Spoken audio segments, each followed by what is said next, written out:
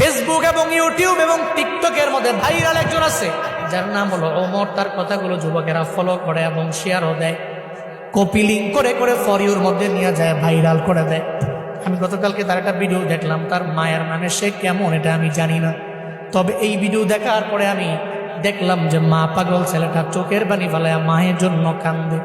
নেপালের পাহাড়ের সামনে দাঁড়াইয়া বলতেছে, আমার মা দুনিয়ার মধ্যে আমার সবচেয়ে বড় আপন। আমার মায়ের বিরুদ্ধে কথা বললে আমি কোনো আইনও মানি না, কাউরে আমি চিনি না, কারণ মায়ের মতো আপন আমার দুনিয়ার মধ্যে কেউ হতে পারে না।